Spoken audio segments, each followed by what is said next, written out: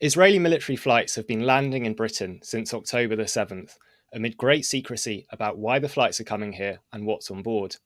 My colleague Matt Kennard has been investigating these flights, and he's joining us today to talk about his latest article. Matt, great to have you on the show again. Thanks for having me again.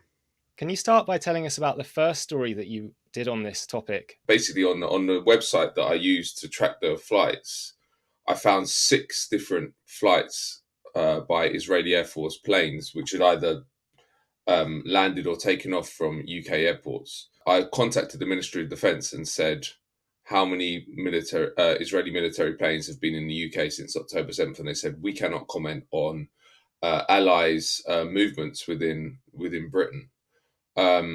So I just published that story based on the incomplete information I had, which was that there were 6 flights I found at 4 different locations, 2 RAF sites in Suffolk and Oxfordshire, and then 1 in Birmingham and 1 at Glasgow Prestwick Airport in Scotland. Let's just talk first about the flight that you mentioned that landed in Birmingham. What did you find out about this flight? So this was one of the only ones that the website had identified the plane. It was a Boeing 703, which is a sort of commercial transport vehicle, really, of personnel usually, but it also can carry cargo. That was apparently on the way to RAF Mildenhall, which is a US base, airbase near Cambridge, but was diverted because of bad weather to Birmingham.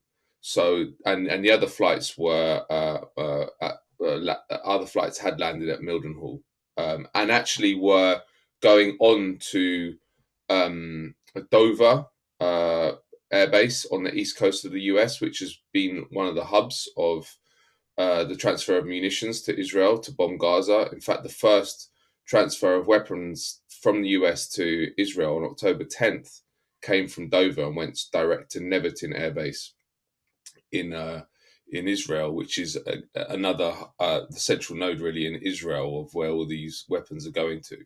And again, these Israeli jets that have landed in the UK, some of them have gone on to Nevatin and come from Nevatin. So you have this, clearly the UK is being used as some kind of conduit. We don't know what for, whether they're transferring personnel, weapons, nothing, because the UK government won't say, which is outrageous. This is a huge constitutional problem. I know we don't have a constitution, but if we did, this would be a huge constitutional problem, because we are allowed to know about UK activity at UK bases within Britain and overseas territories, like the ones in Cyprus. But we're not allowed to know anything about foreign militaries' activities here. Now, how does that make sense? Surely it should be the other way around.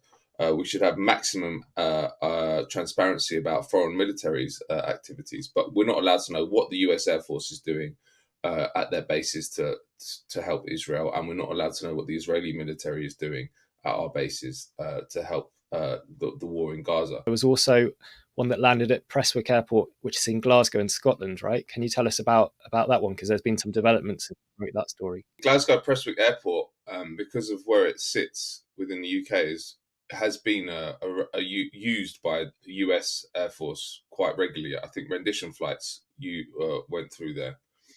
So if Israeli flights were going on to the US via the UK, that would be an obvious choice to land there.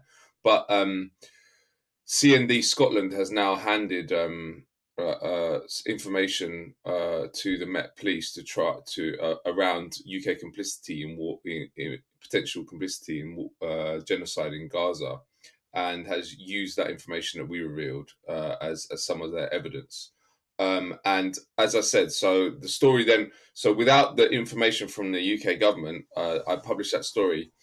And then this week, Kenny McCaskill, Albert MP for East Lothian, asked how many Israeli military planes had landed in the UK since October 7th. And actually the response from the Defence Minister, James Heappey, was that, yes, we can tell you now, which was not their response to me last week. Now they're saying that 9 Israeli military planes have landed in the UK since October 7th.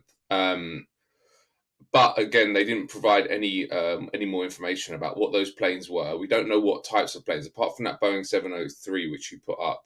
there's no transparency about what planes they were. They could be military transport planes, they could be fighter jets, they could be anything. So we don't have any more information out of that, and we don't know where those other 3 landed either, that I couldn't find on the flight tracker website. And actually, interestingly, I've been using this flight tracker website for quite a while now, and I've never had the response from that site that I've had to trying to get information about Israeli flights.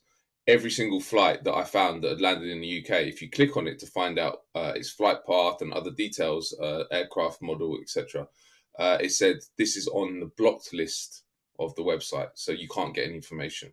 So it's completely opaque. I haven't even had that response from looking at the RAF at Criterions, the UK base on Cyprus. There's never been a response like that. So there's obviously a lot of secrecy around it, and we need to know, because this is the stakes are so high. It doesn't get much more serious than complicity in genocide. And obviously Israel investigated at the ICJ for genocide, plausible case for genocide, and we have 9 of the military that is undertaking that potential genocide landing in our country. We need to know. We have to know. At the ICJ, we now have not just the case that South Africa brought, but Nicaragua has also brought a case against the UK and a couple of other countries alleging complicity in the genocide.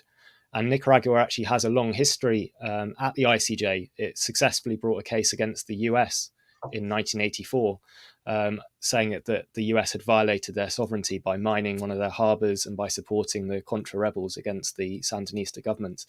And it's still, the Sandinista government went out of power and has since returned to power. So there are clearly people there who are familiar with how to win at the ICJ, and they've brought this case. So even though people might think, what's Nicaragua got to do with it? Actually, it could potentially be quite a credible case that they are building there.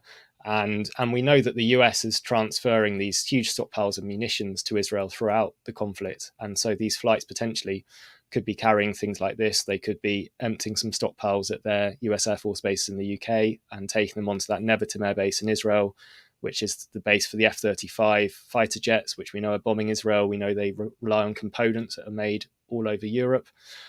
So it does seem like you've struck on a very key note here. We should say the Ministry of Defense are trying to portray these mainly as flights carrying Israeli diplomats. But again, that seems a bit unlikely. We've not had high-profile Israeli politicians appear in the UK since October 7th that I'm aware of. It's mostly UK politicians have gone out to Israel to meet them there. The president, Isaac Herzog, he appeared on a video link recently at a conservative Friends of Israel event. So it's not as if he's been coming to the UK on these flights.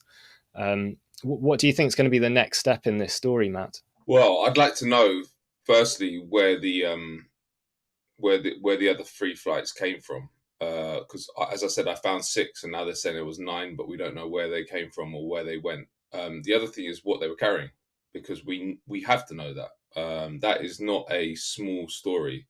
As we said, the stakes are super high, and there is no justification for there being no transparency around this, none at all, because this is not officially a British war. So if we're hosting a military which is credibly accused of genocide in the country, every British citizen has a right to know what those flights are carrying and what was the purpose of them. So I think we have to follow that up. Again, the Ministry of Defence is reactive. It tries to block every single attempt to get any information about not just the Israeli Air Force in Britain, but also Britain, what it's doing in other ways to support the Israelis in Gaza. So we need there's much more information to come out. The other interesting thing, and I think outrageous thing, is that no other journalists are doing this. There hasn't been one story in the British mainstream media about the British role, really, an investigative story that's revealed something that hasn't already come out. Why have they completely dropped the ball? It doesn't get more serious, as I said, about being complicit in genocide. And it would be great if the actual mainstream media not only investigated but maybe even covered the stories we do. The fact that the UK government has admitted in a parliamentary question that 9 Israeli Air Force jets have landed in Britain should just be a straight news story for every newspaper. I would argue on a front page. But I guarantee not one newspaper will write a single word about it, and that is goes to the heart of the media system we have, which is a propaganda system to cover for our government. And the way they do it is propaganda by omission. They just don't put the information that you need to understand the world, and in this case, understand Britain's role in Gaza. Thanks, Matt. Great to have you on the show again. Keep up these excellent investigations. Look forward to talking to you very soon about your next piece. And like you say, there are not many other journalists out there doing this kind of work. So if you haven't already subscribed to our YouTube channel, please do that now. And you can click on the links below to Matt's articles, read them on our website, and find out other ways to support Declassified's work there. Thank you.